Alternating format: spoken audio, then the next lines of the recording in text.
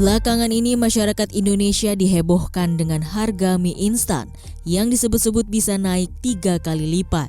Beberapa pejabat negara menyatakan hal tersebut disebabkan oleh harga gandum saat ini tengah naik karena pasokan yang sulit. Presiden Joko Widodo juga sempat menyinggung hal tersebut. Pada 7 Juli 2022 lalu, Presiden menyatakan perang Ukraina dan Rusia menimbulkan dampak persoalan pangan dunia. Salah satunya mahalnya harga gandum. Presiden mengingatkan masyarakat untuk berhati-hati atas mahalnya harga komoditi pangan dunia, utamanya harga gandum. Hal ini karena Indonesia masih mengimpor gandum dari luar negeri. Kita juga impor gandum gede banget, 11 juta ton impor gandum kita. Ini hati-hati, yang suka makan roti, yang suka makan mie, bisa harganya naik.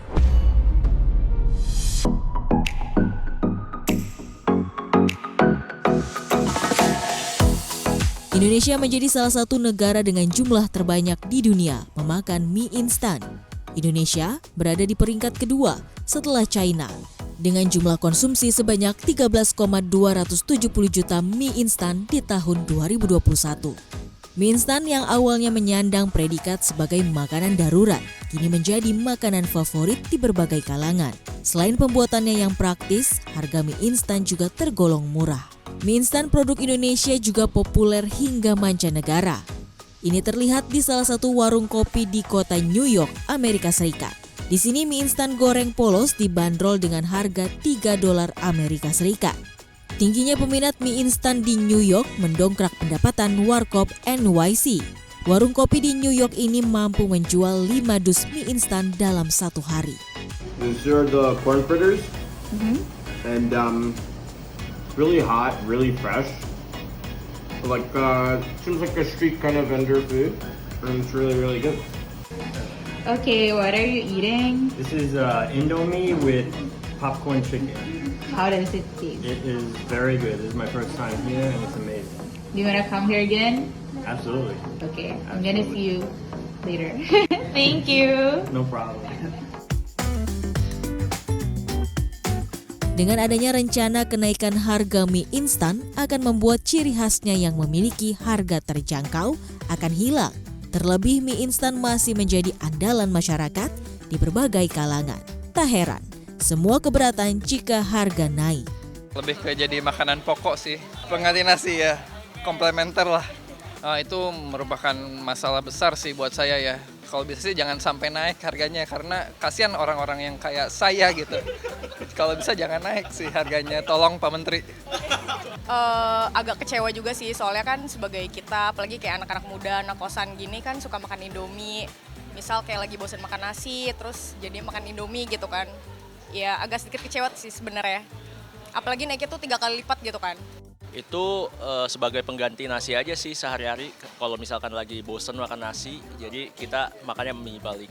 Sebulan, kalau saya sih dibatesin kayak seminggu cuma 2 kali paling.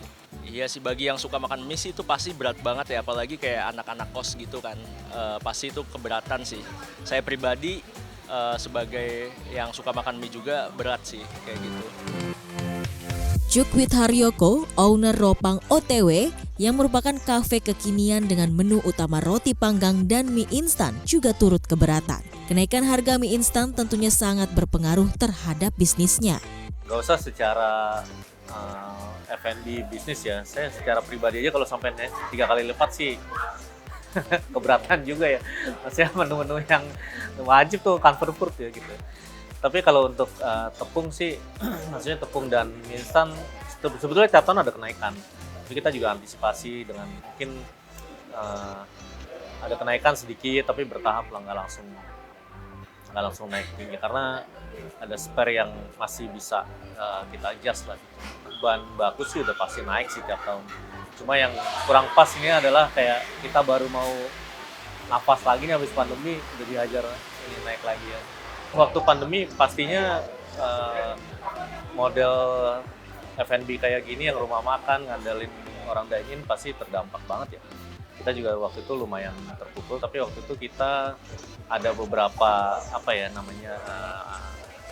switching atau akrobat lah gitu. Maksudnya kita juga waktu itu bikin nasi box buat donasi kayak gitu-gitu. Terus online-nya lebih digeber lagi. Cuma bisa dibilang cuma ya 30% sih.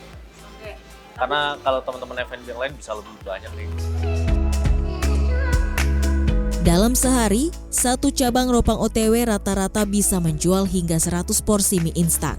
Pelanggannya pun begitu banyak, tidak hanya dari kalangan milenial, tetapi juga dari segmen keluarga. Mungkin sehari sih sekitar 80-100 lah. Rata-rata ya sama weekend ya. Kalau weekend pasti lebih banyak. Sebenarnya target kita kan tadinya mungkin umurnya first jobber sama karyawan ya. Cuma emang beberapa tempat itu tergantung demografisnya. Jadi ada yang lebih ke keluarga. Kalau di Cempaka Putih ini mungkin orang pulang kantor lebih rame nih. Tapi kalau yang tempat lain kayak di Galaxy gitu, keluarga lebih rame. Gitu. Weekend dia lebih rame. Kalau Cempaka Putih nggak banyak orang kerja, weekend sedikit lebih slow. Dengan harus menaikkan harga menu mie instan, berbagai strategi dan inovasi harus dilakukan agar penjualan tetap naik dan pelanggan juga mendapatkan rasa yang setimpal. Salah satunya dengan selalu menawarkan varian topping baru untuk mie instan yang sesuai dengan tren masyarakat. Kita banyak sih sebenarnya dengan berbagai topping, tapi yang dari mie instannya sendiri diolah tuh ada yang baru, kita bikin Indomie naik kelas namanya. Jadi emang ada rasa wijennya itu. Ya mungkin bisa sampai 25-30% pakai tepung ya gitu ya. Bahan baku ya, karena ada roti, ada goreng-goreng tepung, ada mie instan, ada topping-topping. Meski demikian, kenaikan harga mie instan hingga 3 kali lipat dianggap berlebihan oleh sejumlah pihak. Ketua Umum Aptindo Franciscus Welirang misalnya, ia mengatakan kenaikan harga mie tak akan signifikan. Hal ini lantaran harga gandum internasional tidak naik 100%. Selain itu, terigu yang dihasilkan dari biji gandum bukan satu-satunya komponen utama. Menurutnya, harga gandum saat ini sudah mencapai level tertinggi dan tak akan mengalami kenaikan lagi, sehingga tak banyak mempengaruhi kenaikan harga mie instan. Bisa naik 3 kali lipat. Bisa. Nah, nggak pernah ada yang melihat kata bisa. Ya, beliau juga sah-sah saja ya, memberikan warning. Kalau saya mengambil positif, kamu harus hati-hati ya, kamu terus. Ya kita akan hati-hati dan selalu waspada. Mengapa? Karena ada perubahan iklim. Nah, perubahan iklim itu dunia. Indonesia juga bisa berdampak gitu.